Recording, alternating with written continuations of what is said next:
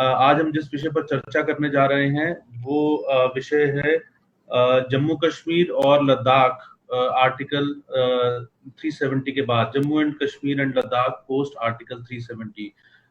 हमारे साथ प्रधानमंत्री कार्यालय में माननीय केंद्रीय राज्य मंत्री डॉक्टर जितेंद्र सिंह जी हैं। डॉक्टर सिंह, बहुत बहुत धन्यवाद, इतने व्यस्त समय के दौरान भी आपने जो है समय निकाला इसके लिए।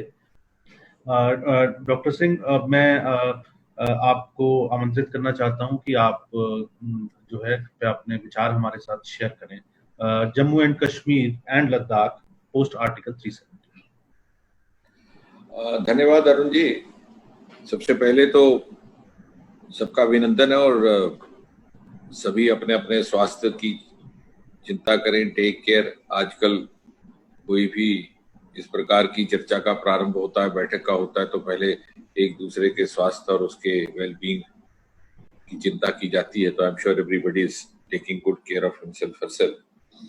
अब अरुण जी, मैं चाहूंगा कि मैं आरंभ में संक्षेप में ही कुछ बात रखूं। बहुत ज्यादा लंबी मोनोलॉग करने की आवश्यकता नहीं है। कुछ एक इंट्रोडक्टरी रिमार्क्स रख करके we will try to make it more interactive. उससे थोड़ा सा हमारे भी ध्यान में आ जाएगा कि जितने भी हमारे पार्टिसिपेंट्स हैं उनका किन किन विषयों में खास पहलुओं में रुचि है और उसी पर हम ज्यादा विस्तार में आगे वार्तालाप भी कर सकते हैं। तो संक्षेप में कहा जाए कि जैसे आपने कहा, जम्मू कश्मीर लद्दाख 370 उसके बाद, तो सच पूछिए तो जो गत लगभग 10 महीने का अंतराल रहा है, ये अपने में एक ऐतिहासिक अंतराल रहा है, 5-6 अगस्त से लेकर के आज तक का। और ऐतिहासिक इसलिए भी कि न केवल इसने जम्मू कश्मीर और लद्दाख की दिशा बदलने का कार्य किया, बल्कि सारे देश को एक नया आयाम दिया है, एक नया हौसला दिया है। और प्रधानमंत्री नरेंद्र मोदी जी की एक निष्ठावान नेता के रूप में और एक इच्छा शक्ति से भरपूर नेता के रूप में एक छवि स्थापित करने का काम विश्व भर में हुआ है। और इसी प्रकार से मैं ये कहूं कि गत 10 महीनों का अंतराल एक प्रायश्चित का अंतराल था, वर्षों की कुताहियों की भरपाई का समय, 3 पीढ़ियों के चले आ रहे संघर्ष के प्रायश्चित का, 3 पीढ़ियां और 3 पीढ़ियों के कार्यकर्ता जिन्होंने अपने प्राणों की आहुति दी, अपने जीवन खपा दिए। और ये हमारा सौभाग्य है कि ये बदलता हुआ दृश्य देखने का सौभाग्य हमारे हिस्से में आया। और बहुत ज्यादा मात्रा में तो ना सही, लेकिन थोड़ी बहुत, if not in a very large measure, at least in a fraction of a measure, हम भी इस एक्सरसाइज का हिस्सा बने। और शायद ये इसलिए भी हुआ कि परमात्मा को ये मंजूर था, परमात्मा की विधाता की यही इच्छा थी कि नरेंद्र मोदी जी प्रधानमंत्री के रूप में पद ग्रहण करें और तभी ये पुण्य का ऐतिहासिक कार्य संपन्न हो। अब इसमें आपने देखा होगा कि मैं आगे की बात करने के साथ साथ ये 5-6 महीनों का भी थोड़ा सा उल्लेख कर दूं। 5-6 अगस्त तक ये अटकलें लगाई जाती थी और ये टिप्पणियां की जाती थी कि ऐसा कभी मुमकिन ही नहीं है, ये होगा तो भूकंप आ जाएगा, खून की नदियां बह जाएंगी, यहाँ पर कोई तिरंगा उठाने वाला नहीं होगा। एक ने तो ये भी नेता ने कह दिया था कि मोदी जी अगर 7 जन्म लें तो तब भी ऐसा नहीं हो पाएगा। लेकिन उसके बाद जिस प्रकार का घटनाक्रम चला है आपने देखा। मैं समझता हूं कि one of the most festive seasons in the last 1 year. इसी दौरान ईद आई, इसी दौरान मुहर्रम आया, इसी दौरान दीपावली आई, इसी दौरान होली आई, इसी दौरान गणतंत्र दिवस आया, इसी दौरान स्वतंत्र दिवस आया। कोई ऐसा साल पिछले 30 वर्ष की मिलिटेंसी के दौरान नहीं गया, because I always try to speak with evidence, क्योंकि आज का दौर एविडेंस बेस्ड हो गया कि जब गणतंत्र दिवस या स्वतंत्र दिवस के अवसर पर कोई ना कोई नामुराद घटना ना घटी हो on the eve of Independence Day और रिपब्लिक डे, क्योंकि और हम भी we had got used to it कि हाँ साहब ये तो है ही है, इंडिपेंडेंस डे आने वाला है तो पाकिस्तान ने कुछ ना कुछ शरारत करनी। लेकिन इस बार ऐसा कुछ नहीं हुआ, तो इतना स्मूथली ये गया।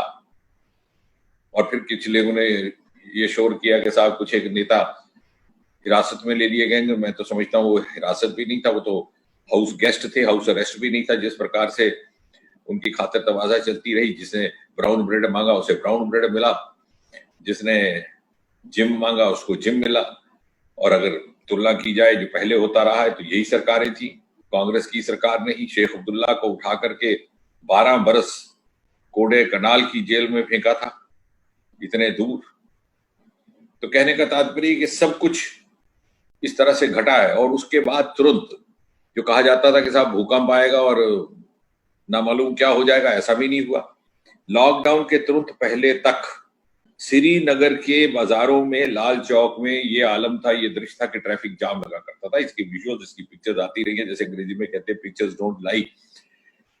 तो उसको बहुत ज्यादा उसकी तस्दीक करने की आवश्यकता नहीं। और अभी भी लॉकडाउन रिलैक्सेशन के बाद भी जिस प्रकार से श्रीनगर में बढ़ चढ़ करके भीड़ बाहर आनी शुरू हुई है। मैंने जैसे अभी कुछ ही दिन पहले कहा, उस समय भी कहा था कि it was a miscarriage of history which has been undone. और मैं ये भी कहता हूं कि अगर उस समय भारत के प्रधानमंत्री श्री नेहरू ने गृह मंत्री सरदार पटेल को उसी तरह से कश्मीर और जम्मू कश्मीर के मामले में को हैंडल करने की स्वतंत्रता दी होती, उस तरह से दूसरों प्रदेशों को, दूसरे राजवाड़ों को उन्होंने किया, तो शायद ये नौबत ना आती और ना ही पाक अधिकृत कश्मीर होता और ना ही ये समस्या होती और ना ही 370 इत्यादि। मैं उसमें नहीं जाऊंगा कि वो अपने में एक बहुत लंबा विषय है। लेकिन कहने का तात्पर्य ये कि इसके बाद भी गुमराह करने की कोशिश की गई उन लोगों के द्वारा जिनका कहीं ना कहीं स्वार्थ जुड़ा हुआ था उस प्रकार की राजनीति से, जो राजनीति 5 और 6 अगस्त के पहले आती रही। लोगों को उकसाने के लिए, गुमराह करने के लिए, यहाँ तक कि जम्मू के राष्ट्रवादी लोगों को भड़काने के लिए कहा जाने लगा कि साहब महाराजा हरि सिंह ने एक स्टेट सब्जेक्ट लॉ लाया था, तो ये उसकी अवहेलना हो रही है, उसका उल्लंघन हो रहा है। लेकिन सच पूछिए तो बहुत बड़ा अंतर यह था कि महाराजा हरि सिंह भले ही उस समय जम्मू कश्मीर भारतीय गणराज्य का हिस्सा नहीं था, लेकिन उसमें तब भी इतनी फ्लेक्सिबिलिटी थी उनके क्लॉज 3 में कि जिसमें ये मोहलत रखी गई थी कि यदि कोई बाहर का उद्योगपति, बाहर का कोई वैज्ञानिक जम्मू कश्मीर के काम आ सकता है, उसकी सेवा कर सकता है, तो उसके लिए रिलैक्सेशन दी जाएगी, उसके लिए रियायतनामा होगा, उसके लिए इजाजतनामा होगा 10 साल पहले, और उसके बाद परमानेंट सिटीजनशिप देने का भी प्रावधान रहेगा। यही कारण है कि इतने इतने दिग्गज लोग, सर रामनाथ चोपड़ा जिन्होंने जम्मू में लेबोरेटरी स्थापित की, जिसे आज IIIM की लेबोरेटरी कहा जाता है, कलकत्ता से सेवानिवृत्त होकर आए थे और महाराजा हरि सिंह ने उनको जम्मू में बसाया, उनको रहने के लिए जगह दी। रामायण सीरियल आजकल आप देख रहे हैं, रामानंद सागर श्रीनगर में, इनकी तमाम चोपड़ा परिवार, जिसमें हमारे विदु विनोद चोपड़ा भी शामिल हैं, ये इसी प्रकार आकर के वहां बसे। तो कहने का तात्पर्य कि भारतीय गणराज्य का हिस्सा ना होते हुए भी महाराजा हरि सिंह का स्टेट सब्जेक्ट लॉ उस समय का इतना लिबरल था कि वो अपना नुकसान नहीं होने देता था। और इसलिए कुछ एक परिवारों ने अपनी प्रभु सत्ता बनाए रखने के लिए भ्रम पैदा किया ताकि कोई बाहर से अंदर ना आ सके और हम उस खला में, हम उस वैक्यूम में अपनी डोमिनेंस जमाए रखें पीढ़ी दर पीढ़ी। उसमें भी बहुत अधिक नहीं जाएंगे, सीधा वर्तमान के परिप्रेक्ष्य में आए तो 31 अक्टूबर की मध्य रात्रि को यूनियन टेरिटरी का गठन होता है। जम्मू कश्मीर की एक यूनियन टेरिटरी, लद्दाख की एक। और मैं ये बात स्पष्ट कर दूं और वाजे कर दूं कि the decision to form union territory by the government of India and by the Home Ministry was done after due diligence and after serious exercise। ये नहीं था ऐसे कि साहब यूनियन टेरिटरी बना दिया। कुछ लोग उठ करके कहते हैं कि साहब हमारा दर्जा कम हो गया, हमारा स्तर कम हो गया। तो पहले कौन सा स्तर था उनका और इसका लाभ क्या हुआ, मैं आपको बताता हूँ। यूनियन टेरिटरी 31 अक्टूबर की मध्य रात्रि को बनती है। अगले ही दिन लखनपुर की टोल पोस्ट हटा दी जाती है, जिसको GST के बावजूद रखने का कार्य किया गया था, जो अनकॉन्स्टिट्यूशनल भी था और इलीगल भी था। तत्कालीन वित्त मंत्री श्री अरुण जेटली जी के मन को यह हमेशा बात ठकाती थी, उनको ठेस रहती थी कि GST के लागू होने के बाद भी 1 नेशन 1 कानून जम्मू कश्मीर में, 1 नेशन 1 टैक्स का कानून, विधान और नियम जम्मू कश्मीर में पालन उसका नहीं हो रहा। और एक ही दिन के अंदर कितना अधिक राशि का अंतर हुआ है, जो लाभ हुआ है। और 2 ही दिन के भीतर इस टोल पोस्ट के हटने से सीमेंट की कीमत 6,000 रुपया पर क्विंटल घट जाती है। तो आप मुझे बताइए कि कुछ एक लोगों के फायदे के लिए आपने डबल टोल टैक्स लगाया, लेकिन जो गरीब आदमी अपना मकान बना सकता है उसको सीमेंट की कीमत बढ़ती रहे, उसकी कोई चिंता नहीं की। और प्रधानमंत्री आवास योजना जो मोदी जी ने इतनी संवेदनशीलता से लाई थी, उसका भरपूर लाभ ना पहुंचे। तो ये मात्र एक दिन में ये परिवर्तन आया और उसके बाद दिन प्रतिदिन जहां तक सरकारी कर्मचारी थे उनको सेंट्रल गवर्नमेंट हेल्थ सर्विसेज का कवर मिला, उनको एलटीसी का कवर मिला, 48 करोड़ रुपया तो उसी दिन लागू कर दिया गया। 800 ऐसे कानून थे केंद्र के जो जम्मू कश्मीर में लागू नहीं किए गए थे।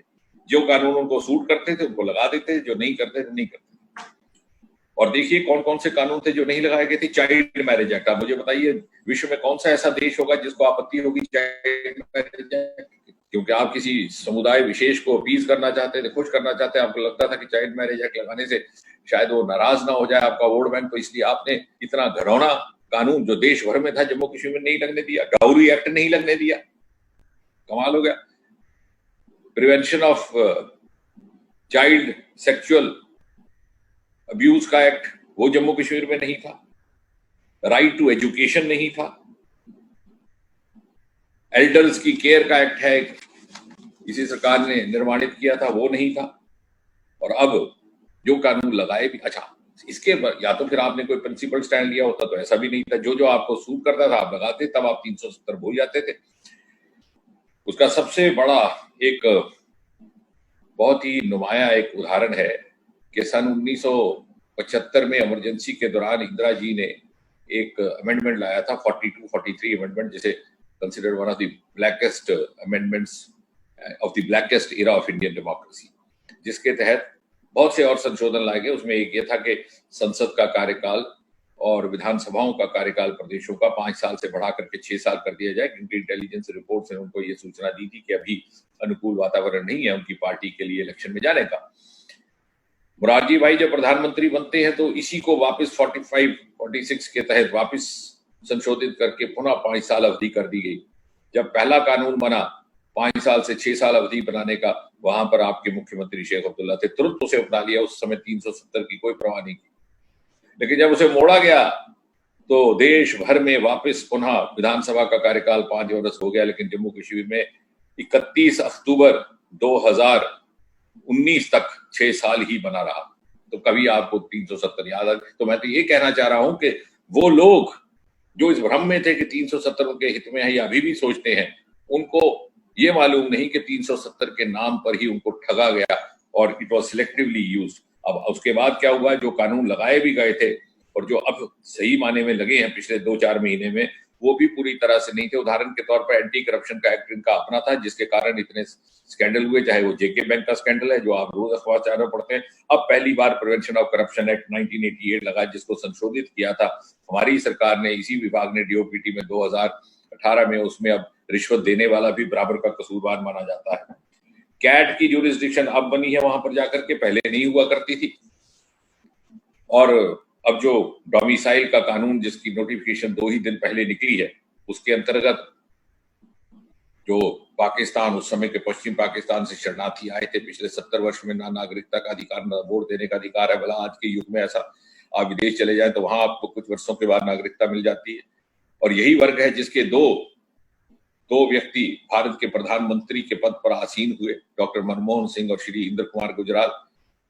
क्योंकि इसलिए क्यों उन्होंने जम्मू कश्मीर में जाकर के बसने की नासमझी नहीं की, और जो जाके बस गए वो वोट के अधिकार से वंचित हो गए। भला ये कहाँ का अन्याय था, कहाँ की इंसानियत थी? पाक अधिकृत जम्मू कश्मीर वालों को उनके पूरे अधिकार नहीं दिए गए। और आज मैं ये दावे के साथ कहता हूं, और अरुण जी 6 महीने के बाद ये बात हम फिर से तस्दीक करेंगे, जो लोग आज विरोध कर रहे हैं इस डोमिसाइल लॉ का जो परसों ही आया है, मैं यकीन के साथ कह सकता हूं, आप उनके बच्चों को अलग कमरे में बिठा करके सर्वे करिए, उनके बच्चे हमें दुआएं देंगे। यदि आज नहीं देते तो धीरे धीरे जैसे उनको समझ आएगी, उनको पता चलेगा कि इस उभरते हुए भारतीय परिप्रेक्ष्य में, जहां ग्लोबल वर्ल्ड का एक हिस्सा बनने जा रहा है हिंदुस्तान, विश्व मूर्ति बनने जा रहा है, तो ग्लोबल पैरामीटर्स, ग्लोबल मापदंडों पर अपने आप को उतारने के लिए ये एक मेन स्ट्रीमिंग का काम करेगा। ये जो विरोध कर रहे हैं इनका स्वार्थ हो सकता है, लेकिन इनके विरोध के बावजूद इनके बच्चों का भला करने का कार्य हमने किया आने वाला समय, और द हिस्ट्री विल विंडिकेट अस। और इसलिए मैं शुरू में कुछ दिक्कतें हो सकती हैं, because we had got conditioned. अब जैसे जेम का पोर्टल वहां नहीं था। देखिए अगर किसी गरीब को फायदा मिलता है, किसी छोटे ट्रेडर को फायदा मिलता है, तो इसमें क्या नुकसान है? लेकिन चंद एक लोगों को फायदा पहुंचाने के लिए आपने वहां नहीं लगाया था। अब शुरू में उनको दिक्कतें आई, उनको समझाने का कार्य होना चाहिए कि भाई देखिए आपको धीरे धीरे यूज होने का वक्त मिलेगा, लेकिन आगे चल करके जब आप ग्लोबल इकोनॉमी का हिस्सा बनेंगे तो भले आप आइसोलेशन में काम कैसे कर सकते हैं।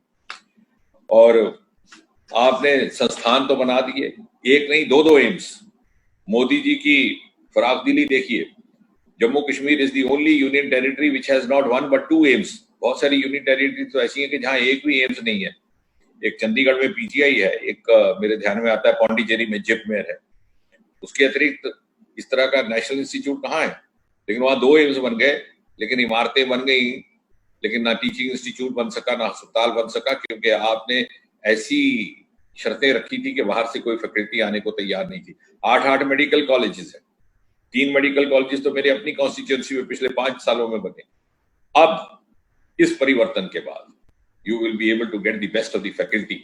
हमारे यहाँ से एक्सोडस बच्चों का क्यों होता था, क्यों जाते थे बाहर नौजवान? कभी हमने इस बात को शोध किया? हम तो राजनीति करते रहे, लेकिन इसलिए जाते थे प्राइमरीली फॉर 2 रीजंस। एक, in search of higher education, B, in search of livelihood. Higher education, आपके पास 8 मेडिकल कॉलेज, आपके पास 2 3 इंजीनियरिंग कॉलेज, आपके पास 2 एम्स, फिर भी आपके बच्चे पुणे बंगलौर जा रहे हैं, क्योंकि उन्होंने वो 2 शब्द पढ़े हैं जो हमें नहीं पढ़ाए गए थे, और वो है जॉब प्लेसमेंट। आपके कैंपस में ना कोई कैंपस इंटरव्यू आता है, ना आपके यहाँ फैकल्टी है। अब उस चीज में बदलाव आएगा and you will be part. हमारे बच्चों के लिए I think this is going to open up new avenues. इसी प्रकार जब वहां इंडस्ट्री लगेगी, क्योंकि इंडस्ट्री के लिए तो डोमिसाइल की काफी रियायतें भी हैं, इमीडिएटली वो लगा सकते हैं, तो आपके बच्चों को वहीं पर रोजगार के साधन मिलेंगे। हमने ये करके दिखाया पूर्वोत्तर में भी और इस व्यवस्था में भी होगा।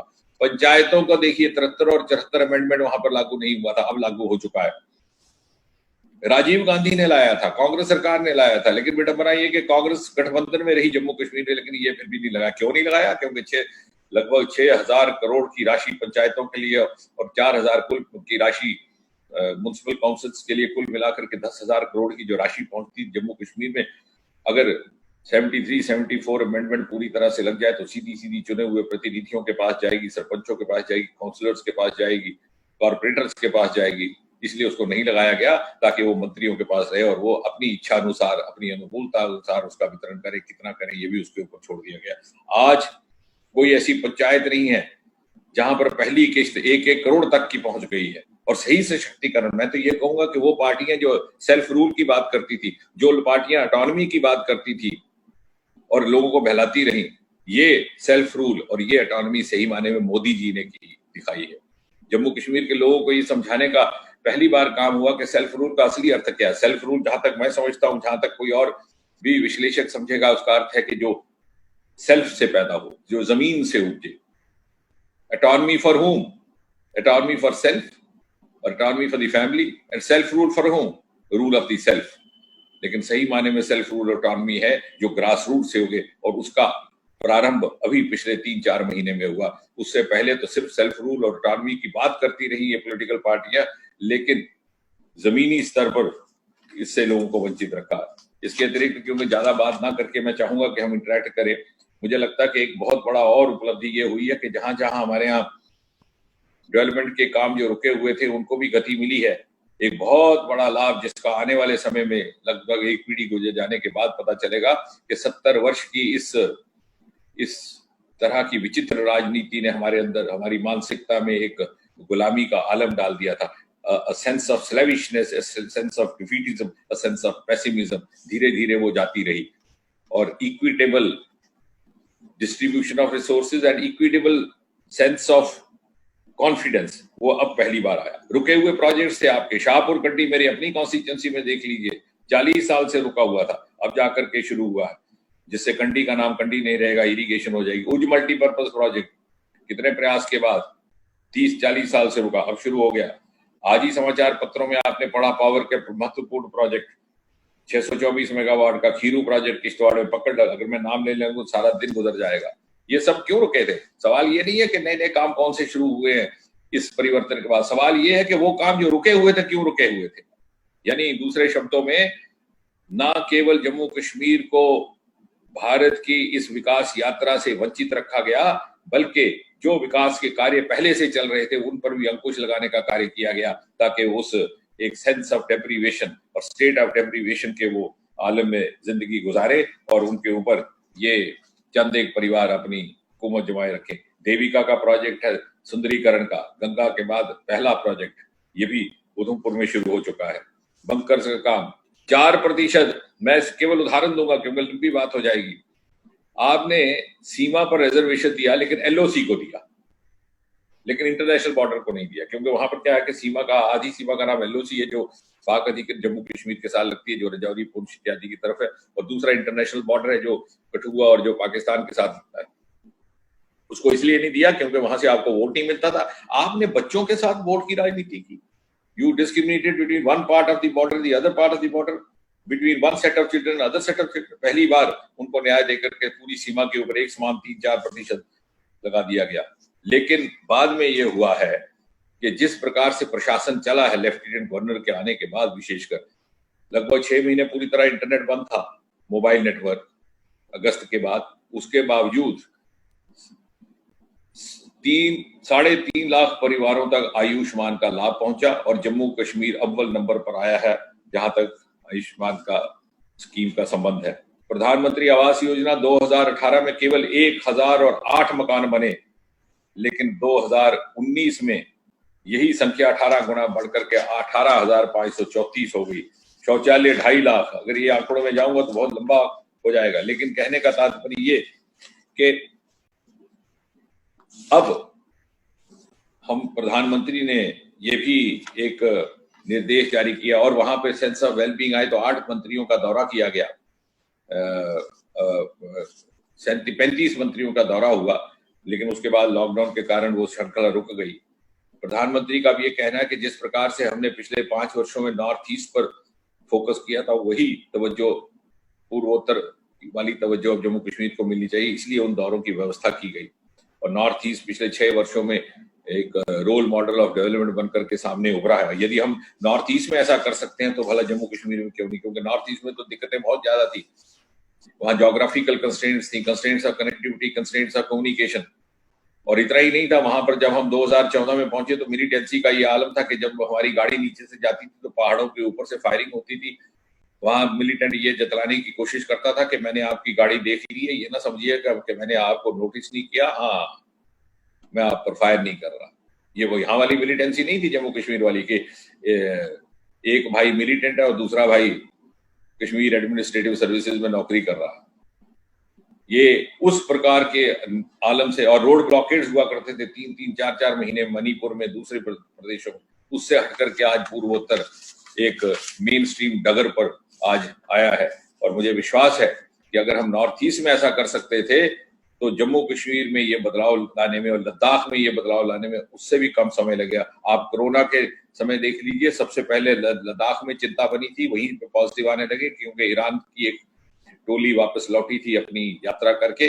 आज लगभग लद्दाख कोरोना फ्री हो चुका था। एक केस उसका पिछले 1-2 दिन में आया, इसलिए फिर से उसको थोड़ा सा फिर से क्वारंटाइन इत्यादि की गाइडलाइंस को फॉलो करना पड़ा।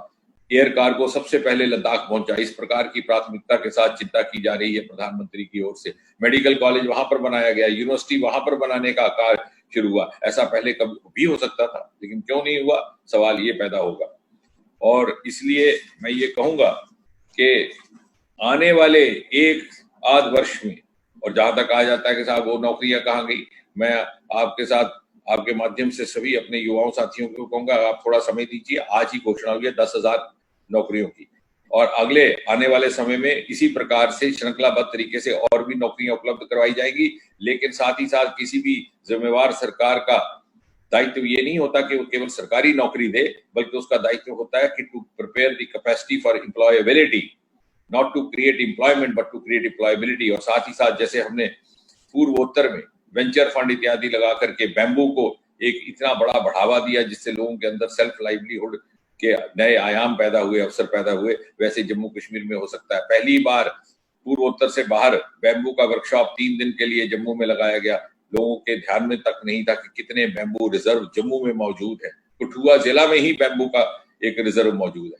तो इस प्रकार से आने वाले समय में जब खुले मन से, ईमानदारी के साथ, निष्ठा और प्रतिबद्धता के साथ, और एक ऐसी सरकार रहेगी जिसकी जवाब तलबी मोदी सरकार के आगे रहेगी, प्रधानमंत्री के आगे रहेगी, तो कोई कारण नहीं कि हम इस परिवर्तन को लाने में बहुत जल्द सफल होंगे। और साथ ही साथ मैं बात चूंकि चर्चा आगे बढ़ाने से पहले अपनी बात समाप्त करते हुए कह दूं कि अगर हमारा अगला लक्ष्य कोई रहेगा तो ये रहेगा कि किस प्रकार से पाक अधिकृत जम्मू कश्मीर को पुनः भारतीय गणराज्य का हिस्सा बना करके, जिसे हम मानते हैं कि वो जम्मू कश्मीर का हिस्सा है, उसे जम्मू कश्मीर का हिस्सा बना करके उसी स्वरूप में जम्मू कश्मीर को बहाल करेंगे जिस स्वरूप में Maharaja Hari Singh instrument of accession पर हस्ताक्षर करते हुए भारत को सौंप करके गए थे।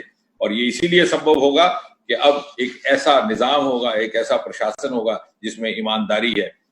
आखिरी एक आंकड़ा दे दूं आपको, 2017-18 की यदि आप बात करें तो तब भी एवरेज भारत सरकार की ओर से एवरेज सिटीजन ऑफ इंडिया के लिए जो राशि गई थी वो थी ₹8,227, 8,227। लेकिन जम्मू कश्मीर को 3-4 गुना ज्यादा 27,358 पर सिटीजन, लेकिन उसके बावजूद भी कोई तरक्की नहीं हो पाई।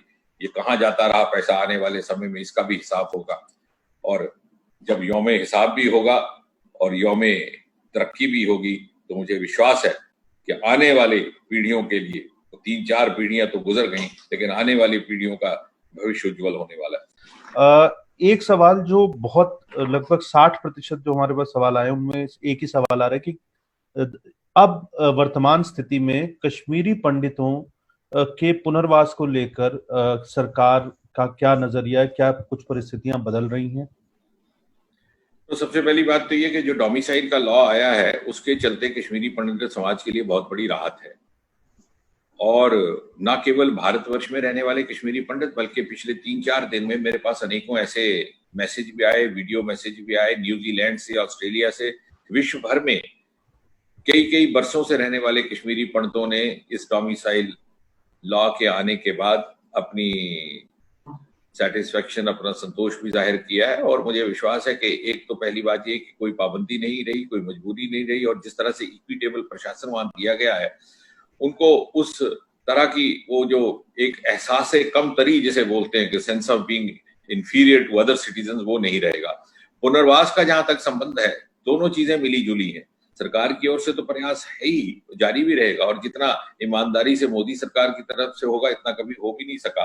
लेकिन साथ ही साथ सुरक्षा स्थिति भी अब बहुत जल्दी से बदलेगी। ये बात छूट गई मेरे से कहने को, क्योंकि बहुत लंबा होता कि जहां तक मिलिटेंसी का संबंध है, I am confident this is the last phase of militancy in Kashmir. ये जो अब घटनाएं हो रही हैं, ये इन डेस्परेशन मिलिटेंट दौड़ते हुए कुछ ना कुछ वारदातें कर रहे हैं। और जब वातावरण ठीक होगा, जब सुरक्षा स्थिति ठीक होगी, तो बहुत सरल हो जाएगा सरकार के लिए भी वहां व्यवस्था करना और स्वयं कश्मीरी पंडित समाज के लिए भी वहां जाना। दूसरा सवाल दूसरा मुद्दा जिस पे बहुत सारे सवाल आ रहे हैं वो ये है कि जो जम्मू कश्मीर और लद्दाख दोनों में ही जो उसका पर्यावरण है और जो वहाँ की संस्कृति है वो वहाँ की समृद्धि का और विकास का मूल आधार जो है वो रही। और पिछले 370 हटने से पहले, 370 वाली परिस्थिति में परिवर्तन होने से पहले और पुनर्गठन जब हुआ इनका, उससे पहले जो है इन दोनों ही चीजों की बड़ी जो है वो उपेक्षा हुई। तो अब जो है revival of the culture and the environment specially, तो इसकी दिशा में आपको क्या लगता है कि what are your thoughts on this? मैं समझता हूँ कि ये चिंता वाजिब है, इसमें औचित्य है। और मैं तो I will go one step further, मैं तो ये कहूंगा कि इसमें सबसे बड़ी दुखदायक बात यह है कि ये जो कल्चरल इरोजन यदि हुआ भी है तो ये मात्र किसी घटनाक्रम के चलते नहीं हुआ, इसके पीछे भी कोई षड्यंत्र रहा, एक इस तरह की डेमोग्राफी चेंज करने का इरादा रहा। और मुझे ये बताइए कि जो लोग कश्मीर की कश्मीरियत की बात करते हैं, कश्मीरी कंपोजिट कल्चर की बात करते हैं, जब उन्होंने कश्मीरी पंडित को वहां से भाग निकाल के बाहर फेंक दिया तो भला कश्मीर की संस्कृति कहाँ रही? क्योंकि कश्मीर के कंपोजिट कल्चर की सबसे बड़ी खासियत, हाईलाइट ये थी कि ये मिश्रण था दोनों ही संस्कृतियों का। तो कल्चरल इरोजन करने के पीछे एक षड्यंत्र रहा, लेकिन मुझे विश्वास है और मैं दावे के साथ कहता हूं कि आने वाले समय में ऐसा कभी नहीं होगा और धीरे धीरे परिस्थितियां बदलेंगी, एक एक दिन में परिस्थितियां बदलेंगी। जैसे हमारे शास्त्रों में लिखा, संस्कार बदलने में 3 पीढ़ियां लगती हैं, 3 तो नहीं लेकिन 1 पीढ़ी बदलेगी। और जैसे मैंने कहा, अगली पीढ़ी यदि आज कुछ स्वार्थ के कारण, कुछ मजबूरी के कारण हम कुछ लोग हमारा विरोध कर रहे हैं, चाहे वो नेता हैं, चाहे वो पत्रकार हैं, चाहे विश्लेषक हैं, इनके बच्चों को पूछिएगा, आज से 20 वर्ष बाद वो बच्चे हमें दुआएं देंगे। और एनवायरनमेंट का भी वही रहा है, जानबूझ करके एनवायरनमेंट का खलल किया गया। हमारे ही बीच के नेता लैंड ग्रैबर्स बन गए, हमारे ही बीच के नेता फॉरेस्ट काटने लगे, और वो कहते हैं कि बागवान बन के उठे और चमन लूट लिया। तो जब चमन का माली ही लुटेरा बन जाए चमन लूटने के लिए, तो भला कैसे बचाव होगा। लेकिन अब वो पूरी तरह बदलेगा। और मैं तो ये भी कहूंगा कि पिछले 5-6 महीने में विशेषकर 31 अक्टूबर और 1 नवंबर के बाद जो बदलाव आया है, और जिस तीव्र गति से बदलाव आ रहा है, कुछ लोगों को हजम नहीं हो रहा, क्योंकि वो they were not used to this kind of, वो एक बड़े कंफर्ट जोन में वो रह रहे थे। लेकिन धीरे धीरे बच्चों के साथ न्याय होगा। इंटरव्यू की प्रथा हमने मोदी जी के कहने पर भारत में समाप्त कर दी थी, वहां क्यों नहीं समाप्त हो रही थी? बार बार कहा, मैं डीओपीटी के साथ संबंध रखता हूं, दर्जनों बार तो मैंने चिट्ठी लिखी मुख्यमंत्री को, लेकिन क्यों नहीं हटाया गया? इसलिए नहीं कि रिटर्न टेस्ट में जो बच्चा 95% नंबर लेता है उसको वाइवा में ओरल में 5% दे करके छोड़ दो और जहां से रिश्वत ली है उसको लगा दो। अब वो बात समाप्त हो गई। कुछ एक लोगों को दिक्कत हो रही है, कुछ पैसे लेने वालों को भी हो रही है, जो पैसे देकर लगते थे, दोनों तरफ हो रही है। लेकिन अगर एक भी गरीब को न्याय मिलता है, मैं तो ये कहूंगा और सभी अपने बाकी साथियों से भी कहूंगा, यदि एक बच्चा या एक बच्ची गरीब परिवार से आकर के अपनी प्रतिभा, अपनी योग्यता, अपनी काबिलियत, अपने परिश्रम के बलबूते पर रिटर्न टेस्ट क्वालिफाई करके सिलेक्ट होती है या होता है, तो हम उसके साथ खड़े होंगे, भले ही 10 प्रदर्शन हमारे खिलाफ होते रहे। एक सवाल और जो है वो काफी कि कश्मीर में दलितों और महिलाओं, इन दोनों की स्थितियों में जो है ये पोस्ट आर्टिकल 370 में जो है वो क्या फर्क आया है? क्योंकि ये शायद सबसे ज्यादा प्रभावित वर्गों में जो है कश्मीर की बेटियां जो है वो, और कश्मीर में जो जम्मू कश्मीर में जो दलित थे, तो उन पे क्या फर्क जो है, उनके लिए ग्राउंड लेवल पे क्या फर्क आएगा? सबसे पहली बात तो ये, मैंने कहा रातों रात ही परिवर्तन आ गए जो 35 से हटने से। वहां की कन्याओं को, वहां की बेटियों को नागरिकता के अधिकार से वंचित रखा गया था। और मैं नाम नहीं लेना चाहता सार्वजनिक तौर पर, कम से कम हमारे 2-3 ऐसे मुख्यमंत्री हैं जिनकी अपनी बेटियां इस नागरिकता के अधिकार से वंचित हो। इत्तेफाक से भारतीय जनता पार्टी का तो कोई मुख्यमंत्री हुआ ही नहीं, लेकिन सबके ध्यान में आ जाएगा। हमारे केंद्र में ऐसे रहने वाले नेता हैं, लेकिन राजनीति की मजबूरी इस तरह सी, जैसे इकबाल ने कहा है कि जरिया मुआश ने गला घोड़ दिया, कि बेटी को भी, अपनी को, घर के परिवार की बेटियों को भी वंचित कर दिया, सिर्फ इसलिए कि हमारा परिवारवाद और हमारी डायनेस्टी पॉलिटिक्स चलती रहे। आज वो समाप्त हो चुका है। महिलाओं में बहुत हद तक राहत हुई है। डॉरी का कानून जो मोदी जी ने लाया, जंटी डॉरी, और जो ये ट्रिपल तलाक का कानून जम्मू कश्मीर में लागू ही नहीं था। अभी 4-6 महीने से लागू हुआ, क्योंकि जैसे मैंने कहा सारे सेंट्रल लॉज लागू हो गए। और अगर ये परिस्थिति ना बदलती, अगर ये संवैधानिक परिवर्तन ना होता, और अगर ये यूटी भी ना बनती, तो शायद ये संभव ना होता। ये लाभ हुआ है, क्योंकि जिन लोगों को समझ में नहीं आ रहा उनके प्रैक्टिकली ये चीजें आई हैं। मेरे ख्याल से महिलाओं के लिए, औरतों के लिए, कन्याओं के लिए बहुत, दलितों की बात की आपने, यही एक इलाका था पहले अर्सवाइल स्टेट के जहां पर पॉलिटिकल रिजर्वेशन नहीं थी शेड्यूल ट्राइब के लिए, अब वो लागू हो चुकी है। इसी तरह से शेड्यूल कास्ट के लिए आपने जहां जहां पद रखे उनको भी पूरी तरह से भरने नहीं दिया, उसको सिलेक्टिवली किया। तो पहली बार दलित, महिलाएं, जिसको आप वीकर सेक्शन कहते हैं, वंचित, पीड़ित, शोषित समाज के वो वर्ग जो किसी न किसी तरह से भारत की मुख्य धारा से छूट गए थे, और छूटे भी इसलिए नहीं थे कि वो जैसे शेर है कि बदल गई तेरी मंजिलें और बिछड़ गया मैं भी कारवां से। वो जानबूझ के बेचारे कारवां से नहीं बिछड़े, अलग हुए थे, और ना ही उनकी मंजिलें दूसरों की बदली थी। जानबूझ करके उनको कारवां से अलग रखा गया, ताकि हिंदुस्तान में जो तरक्की हो रही है उसकी रोशनी से उनको महरूम रखा जाए, उनको वंचित रखा जाए, और कुछ एक लोग अपनी प्रभु सत्ता, अपना डोमिनेंस बनाए रखें। अब देखिए राजनीति में भी परिवर्तन आएगा। जिस प्रकार से पंचों सरपंचों के चुनाव हुए हैं पहली बार, पहले तो कहा सकता था पंचायत का चुनाव हो ही नहीं सकता, कितना पुरअमन तरीके से शांतिपूर्वक हुआ है, और सही लोग चुन करके आए हैं। यही आने वाली नस्ल में, आने वाले समय में, यही सही माने में इस जम्मू कश्मीर या लद्दाख के नेता भी होंगे और प्रतिनिधि भी होंगे। ऐसा नहीं है कि पहले दादा फिर पिताजी फिर बेटा, और बेटे के पैदा होने से पहले ही उसका जन्म कुंडली बन जाती थी कि ये मुख्यमंत्री बनेगा। तो ये सारा कुछ 3-4 महीने में हुआ है। इसका एहसास होने में वक्त लगेगा। मैंने कहा 1 पीढ़ी लग सकती है। एक आखिरी सवाल, क्योंकि समय हमारे पास शॉर्ट है। आप जम्मू कश्मीर में क्या एक नए राजनीतिक संस्कृति का उदय भी देख रहे हैं? क्योंकि जैसे आपने कहा कि, और सभी जानते भी हैं कि एक कुछ परिवारों ने जो है वो जम्मू कश्मीर की राजनीति को अपनी जेबी राजनीति, एक तरीके से जेबी स्टेट बना लिया था अपनी राजनीति करते हुए। उन्हीं के बीच में जो है वो डाइस रोल करता रहता था। तो अब एक नई, क्योंकि पंचायतों में कुछ नई पार्टियां भी बनी हैं, तो ओवरऑल एक नए पॉलिटिकल कल्चर का उदय आप जो है वो देख रहे हैं? देखिए, सबसे पहली बात तो ये है कि जैसे पूर्वोत्तर में भी हुआ था।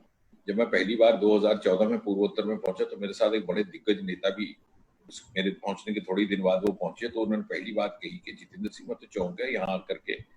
मुझे किसी अखबार वाले ने कहा कि are you a leader from India. तो ये बात चूंकि जानबूझकर हमारे राजनीतिज्ञों ने ही ये खला बना करके रखी थी, टू रूल इन आइसोलेशन।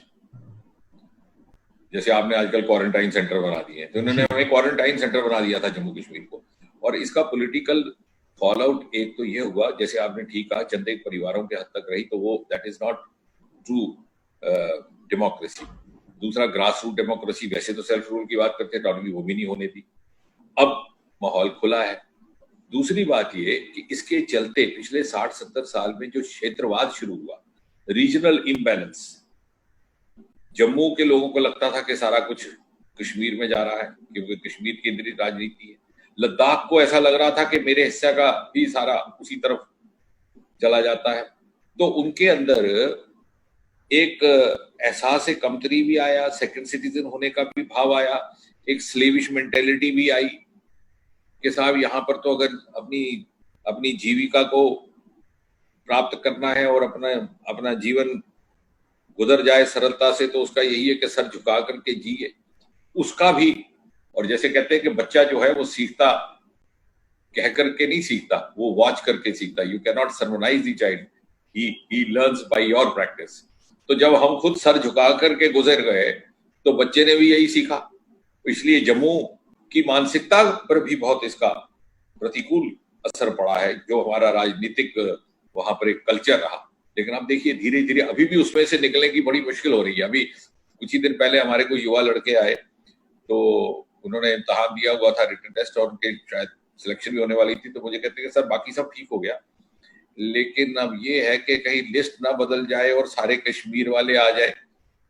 तो लद्दाख वाले भी ऐसे ही कहते हैं। मैंने कहा बेटा, जो बदलने वाले थे लिस्ट में वो तो चले गए, आधे जेल खाने में है, आधे वीराने में, तो तुम्हें किसकी चिंता है? तो क्या है कि हमारे मन से अब 370 हट गया, ये अभी नहीं जा रहा। और इसका असर जैसे जैसे हमारे सामने आएगा, हमारी जीवन शैली को वो प्रभावित करेगा, उसमें उसका अक्स आने लगेगा, तो हमें इसका सही मायने में स्वयं एहसास होगा।